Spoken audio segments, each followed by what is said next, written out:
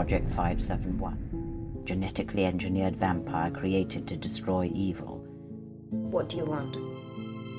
We need your help to kill a vampire. Malleus Maleficario. It was written by a witch. The first witch. Titania.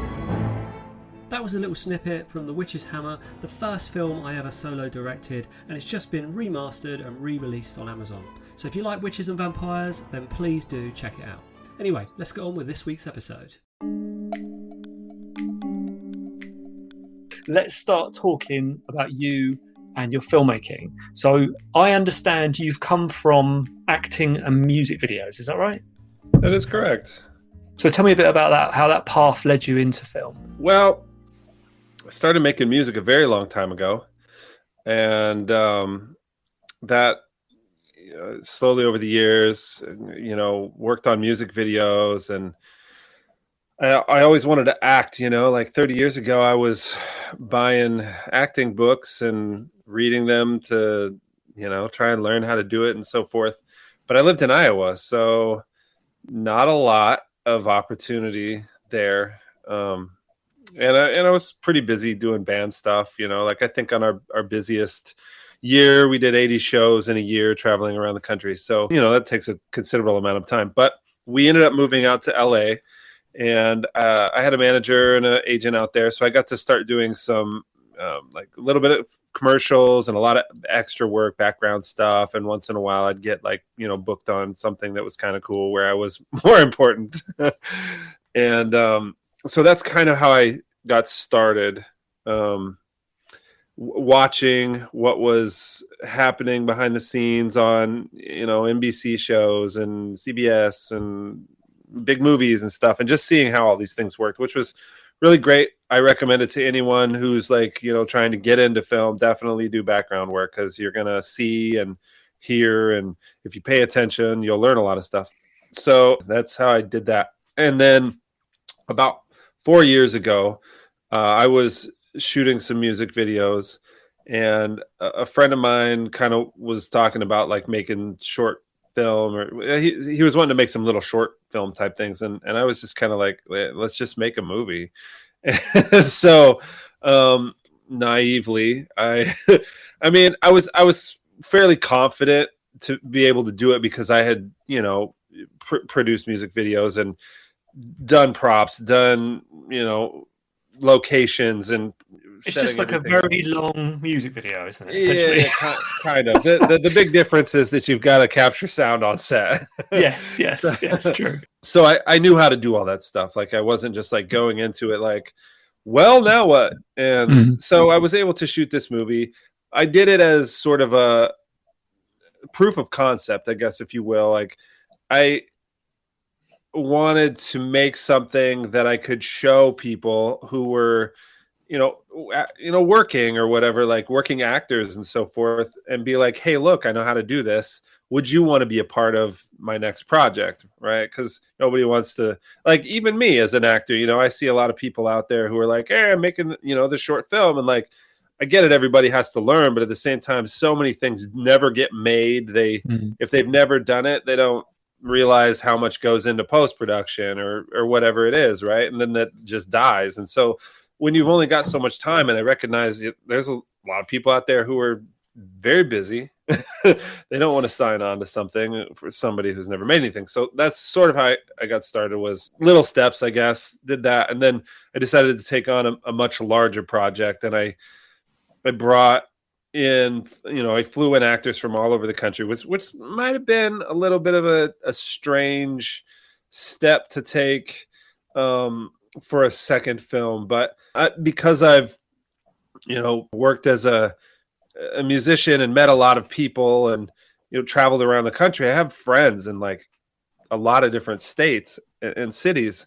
So, I was able to get some interesting comedians and actors that I was just knew or had connection to, and so I did it. A lot of the actors were local, but probably 6 or 7 maybe were flown in. I don't remember off the top of my head. So bigger step, I'm still kind of like it at the end of that one, right? Like I'm just now, like, it's supposed to go on Tubi June 4th. So I'm, it's been on some streaming services for a few months now. And I don't have the numbers. I haven't made a dime from it yet. The distributor hasn't given me any money. So I can't really talk about numbers yet as far as that goes. I have made some money off of it. I was selling it on my website, so people supported that way and made a few $100s or whatever, like nothing crazy. Same with the first movie, but the first movie was more about sort of letting people know that I could do it. And so it was my first attempt. I learned a lot from it. You finished it. That's the first hurdle. You got a film and you finished it. So just so we know what we're talking about. So the one that's coming out in June is the vampire one. Is that right? Yeah, it's called that's number 2. Yeah, that's number 2. Sanguine Teeth on a Driftless Road. Right. Cool. And then what's the first one you did? Sweet Killing Machines. Sweet Killing Machines. And Sweet Killing Machines, is that out there right now? Is it? It is. Yeah. You can, I think, Amazon, and I actually have it on. It's been out long enough. I have it on my YouTube channel as well, so you can watch it for free there. It's a much slower kind of strange art film, very dialogue heavy comedy, crime comedy. But I felt like it kind of fit more in the film festival world, so I did a lot of that. It's probably not really a terribly commercially viable film. I've made a few of those. But the one that is Sanguine Teeth on a Driftless Road. So tell us what that is. Pitch that to me. What's that film about? It's about 4 vampires that get together for a road trip, and they, one of them rents an RV and they go on a little journey to a cabin in the woods. And it's sort of, it's their adventure of going to this cabin, and then the things that happen at this cabin, and then the other things that transpire. It's a comedy horror. If you like campy, sort of irreverent, dark humor, some social commentary. That's pretty much what it is. It's if you took all the horror in it and condensed it down, took those scenes and condensed it, it'd be like 15 minutes long or 16 minutes long. So it's not like heavy on the gore. I mean, people get their heads cut off and stuff, but the writing process was more meant to be, when I was doing it, I was thinking, how do I make this funny, as opposed to, how do I scare you? It's not scary at all. It's like, it's silly. And when you went, so that one's, I've seen the trailer for that. Definitely looks commercial because it's ticking a lot of boxes. Did that come into your mind when you were coming up with it? Were you like, oh, I'm writing this one because I'm going to get more people to watch it? Or did you just want to do a vampire movie? Obviously, I think most people who make films want people to watch them, but I made it because I had the idea, and I felt like a lot of what was in it probably wouldn't pass for a major studio would be like, oh no, nah, good. So I just felt like, you know what, I'm going to do this because I want to see this movie. I think it's funny and it's original. I've never, I haven't seen a movie like it before, and I didn't think anyone else would probably want to put money into it. So I wasn't going to save a script or whatever. I just went ahead and went for it. It was, I had the idea for the vampire movie. I was sort of tossing around who was going to play the vampires at first. And I had several of my friends who I was going to cast as vampires. And then I was trying to decide, am I going to play a vampire? Or I didn't think, because it was such a big undertaking. I didn't think that I could do that much acting and do all of the the production stuff that I had to do in order to make it happen, and running cameras and lights and so forth. But I ended up, because three of the people that were going to be cast were black guys, so I just ended up making them all black and having them all be like, you know, four black vampires go on a on a trip. And initially, one of the actors that plays one of the vampires, his cousin is Lavelle Crawford, and I was trying to get him to play one of the vampires. So it just sort of like the little things transpired, and that's what it ended up being. Yeah. And how much did you spend on that, the vampire film? That's a hazy question. Right. Okay. Why is it hazy? Are you still spending money? Is that what it is, or you? I mean, yeah, a little. On marketing stuff. Yeah. I did a lot of things, so I saved a lot of money doing that. Right. Like, sound, post, color, editing, so forth. So that wasn't a cost. If it would have been much more expensive movie. And in the process of making this movie, I bought a lot of gear. Yep. So if you're counting the gear in there, I don't know, 50, something like that. 50, right. So obviously you've got, like you say, you've got all those costs that you didn't have to pay for because you were doing everything, which is often a thing that happens for filmmakers on their first or second features. But actual cash down is 50, but you have come out of this with some equipment that I can already see you've got 4 films on the go to make. So obviously that's a bit of an investment. And you've gone through Film Hub, is that right? That's how you're distributing it, or did you say you've got a distributor? I did Film Hub for Sweet Killing Machines. Yeah. And unfortunately, they were such a nightmare. Okay. For the second movie, they had sort of kind of right in between there switched to this, like, we're going to basically make it very difficult for anyone to not use our caption plan, where you pay, and because the movie's 2 hours and 15 minutes long, that was like $500, and I'm on a tight budget. I'm not like, I'm just paying for this kind of out of pocket, right? So all of those expenses add up very quickly. So I did the captions myself, and I spent like an entire week. It was grueling. So boring. Yeah. I hate doing captions. It's painful. I mean, I have done a video on a service I've used before called Veed, where I've done them on that, which has saved me a bit of time. What is it called? Veed. It's called Veed, and you can put your video into it. It will spit out the captions, and then all you're doing is editing them. So you're just checking that they're correct. But it's better than using, because I know some people upload to YouTube and then download the captions from that and tweak. This is a little better because it gives you a bit more control over where those captions appear. But however you do it, it's not an easy job. It's very time consuming. I used rev.com, which is a pretty common one. Yeah. I had tried to kind of use Premiere, but I don't know. I just found Rev was a little better, but they were still terrible. I mean, any AI service, So I don't know if you've seen the film or not, but it's extremely dialogue heavy, and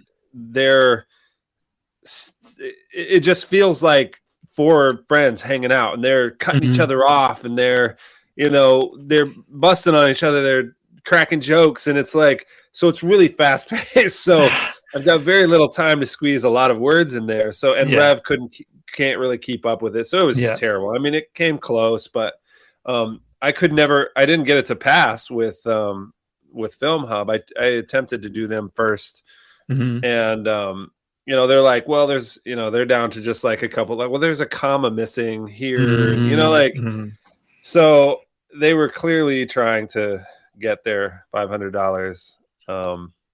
So I went through a different distributor, and they thought that the captions were just fine. Oh, right. So do you mind me asking who that is, that distributor? Core Exclusive. Core Exclusive. And are they, what are they? Are they like an aggregator, or are they selling territories internationally? How do they work? They are a small distributor that go directly to whatever streaming platforms, depending on the level of film that you have. And the Sanguine Teeth isn't like blockbuster level film. It's got its errors and stuff. It looks good for the most part. I think the lighting is good most of the time. Once in a while, there's a thing or something. Austin, you've got to get better at you've got to get better at bigging your film up, mate. I thought this was the honest filmmaker. Yeah, but you want people to watch it. So Right, I'm sure I'm on the for all wrong its site. I'm sure for all its faults, you've made this film. So I'm sure for all its faults, it's good. But I guess where I was going with this is like Netflix isn't gonna take it, right? Like it's not quite there. But it's funny, and it's like I think some people won't like it. I know that, but a lot of people do like it. So whatever. They win. Yeah. I'm sure you'll find the audience for it. Definitely vampire films. People love vampire films. So last question about your distributor, because people will want to know this and they will put it in the comments. Did you do any research on them? Did you make sure they were legit? And also, what's the score with percentages and stuff? Are they taking marketing fees, or is it a fixed percentage? What's the deal? I am one of those people who's extremely cautious about distributors, like to the point of I really didn't want to go with a distributor, but because I know some people who know the guy who owns it, and I know the guy who owns it now more,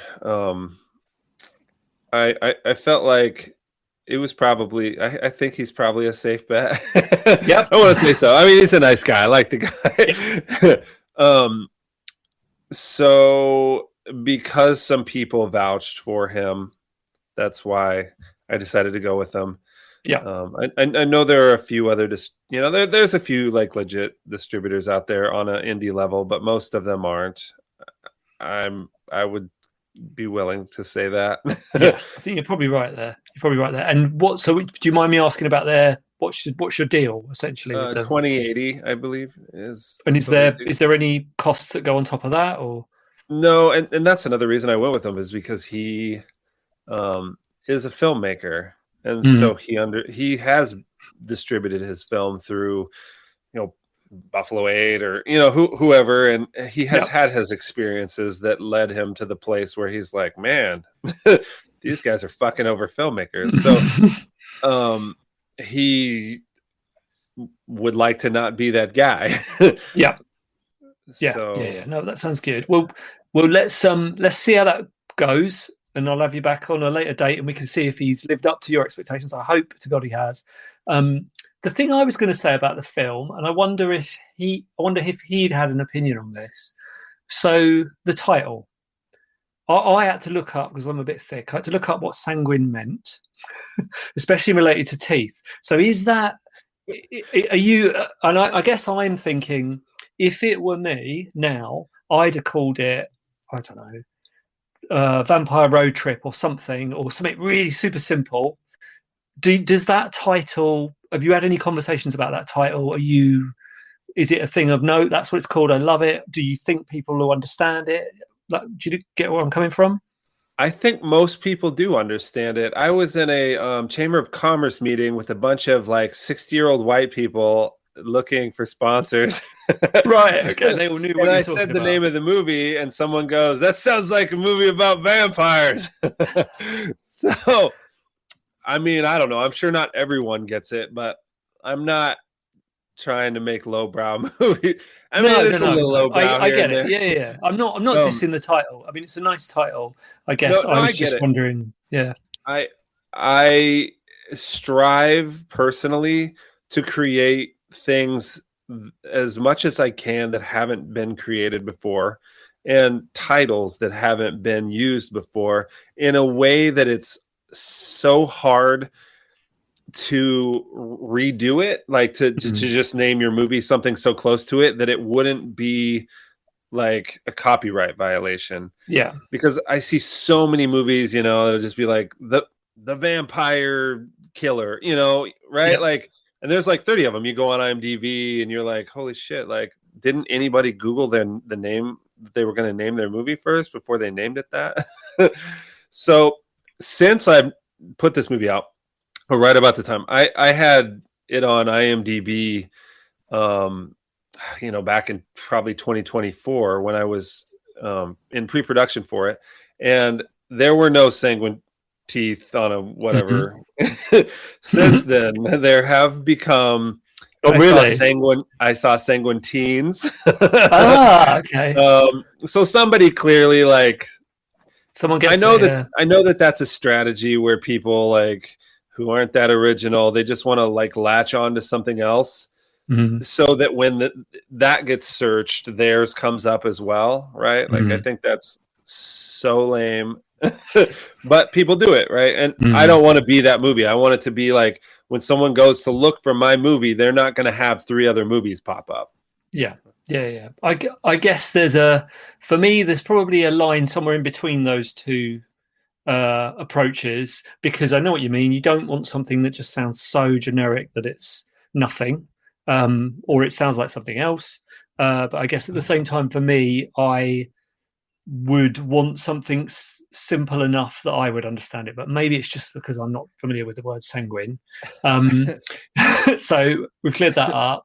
I guess when because it hasn't been out that long, so I guess have you even seen any sales reports on Amazon and stuff yet, or is it just, I have not seen a sales report for it yet.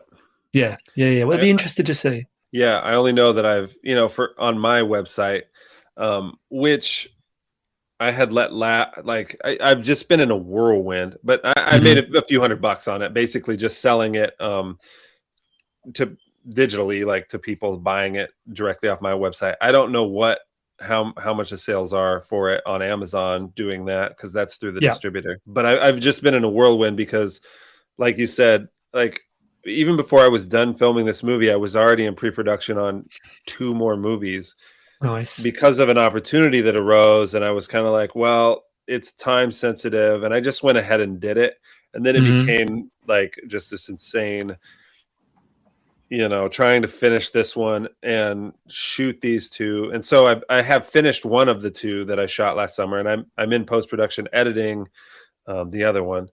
Those are called What Have We Won and What Have We Won Deuces. I did notice those 2 and was going to ask you about them because I'm assuming the second one's a sequel, is it? It's related to the first one somehow. Yeah. So why are you doing 2? Is it because you've got all the cast and crew and you're making it cheaper, or why 2 films? Why a sequel? So I was sort of trying to help a friend out by. So I had a friend with a production company in another state, and we were going to go for a grant in that state, and he would help and use his production company in that state. And I was trying to help my friend by saying, but because his film would be, he would be out of state production, he could only qualify for like a short film. Yeah. So, and that was up to 60 minutes. So we were going to do that for him, and I was going to help him by letting him use all my equipment and, the resources that I had, and also a lot of other things, so that he could kind of get started. Because he wants to make movies too, but it's expensive, and having a full-time job it's hard, right? Like to do all that stuff. And so we started to get into it, and I think he realized that it was a lot, and he didn't probably have the resources and so forth to like really make it happen. So I ended up having to buy the script from him. I created this story arc, and then we each created our own characters. He's a lead, and I was a lead in it. And he did his character development, I did mine, and then put them together and said, which one do you want to write, the first one or the second one? And he chose the first one. So he did that. He wrote it. And then once I got the script back, I did a lot of like punch ups and edits and stuff like that. And added a few scenes, took out a few scenes. But that's the reason it's a 2-part thing, is because I was trying to do something for him to kind of get him started so that he could get some experience in producing a full feature film, and also use it as like going out into the world and being like, hey, I produced this movie, you know, to try and help get the ball rolling. Right. But it just didn't work that way. And I ended up producing it. And so now I got 2 movies. Nice. So looking back at those 2 and the film that you've got out at the moment, what's the biggest thing you've learned from that process, do you think? I would give myself more space in between shooting them. And that was the plan originally. I thought that and you know, in the long run, I think will probably work out. Each film I was kind of trying to do little step ups, you know, like we got Robert Lasardo in this What Have We Won? First one and second one. He's in the second one a lot more than he is in the first one, just because of the way the story development, you know, they're traveling to another state. And so he comes in later and progresses through. But I've been sort of working on another film that I'm developing it. I've been kind of developing like 4 or 5 different films, but I'm just sort of like conglomerating ideas together. And I've got one that I think I'm going to shoot next year. And I've got some people on board. I've been talking to some famous actors that are on board and are, you know, or want to read the script to see if they think it will be worth doing, I guess. I don't know. So you just said to me, I want to give myself more space. And now you're talking about, you've just finished 2 films and you've already got the next one lined up. So do you mean, where's that space going to come from? What I mean by that is, I mean not shooting one while I'm still working on the other. Right. Fair enough. I plan on having What Have We Won? Deuces done probably within the next 4 months. And then, you know, there'll be post work of, you know, delivering it and doing podcasts and stuff. But in that time, you know, I'm using a little bit of brain power to throw some ideas together and put them on paper and so forth. And then I wouldn't shoot it until next summer. So I would have, you know, a good maybe year of not shooting a film before I do it again. Hopefully that's my goal or thought behind it. That makes perfect sense, because I think it is a tough one, because I myself do that. While you're making a film, you're almost thinking of the next one, because you're thinking about things you could do that make things easier and make things better. And I've done it before. I've jumped straight into the next one and not given myself that space to even promote it, which is part of the, you know, the big hurdle. So yeah, because I mean, I haven't, my last film was 2022, so I'm definitely due another one, but I'm maybe gearing up for it now. Indie actors. Indie actors. Yeah. So last question I was going to ask you was, so the film's out there, sales and marketing, kind of spreading the word about the film. Any tips there? Anything you've learned that you think that's become useful for you? I mean, the general consensus is that you should save 20% of your budget for marketing.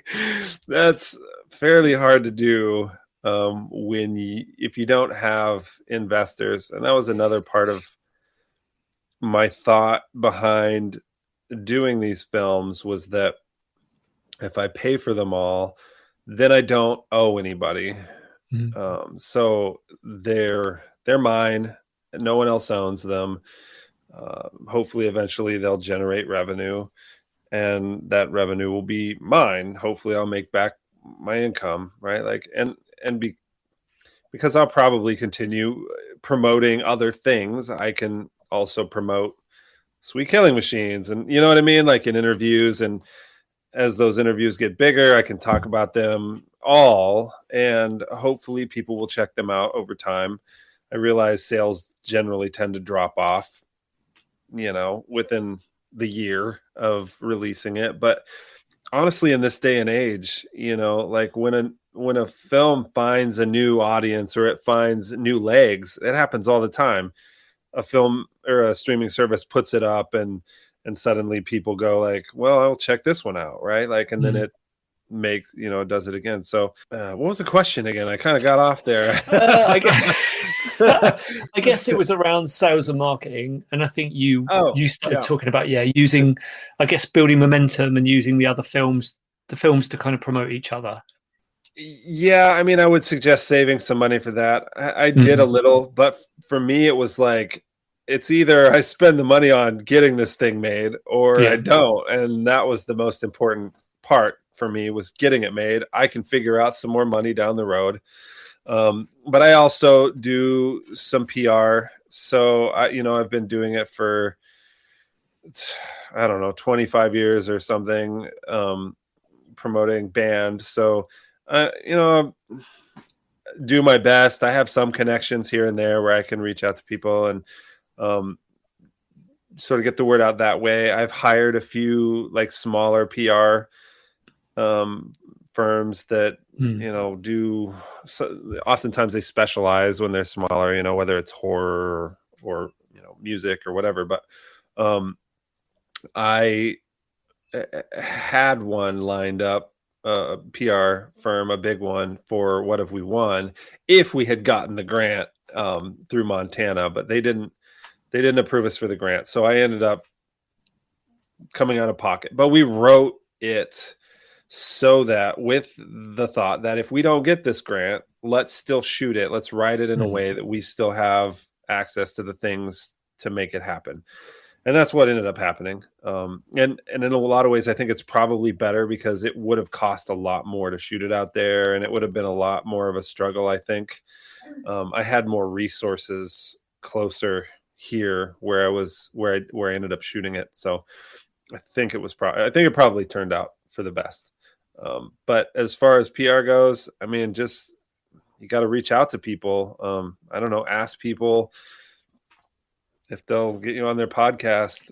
For the most part, big TV stations aren't going to have you on their show unless you've done a lot of stuff or you have a big event happening in their city. Sometimes, if you're doing a premiere in a city, that's a great time to reach out to press in that city. Or if you're having a film that you're showing in wherever, reach out to press there, because then they have a reason to come to it or cover it or put it in their calendar or whatever they'll do.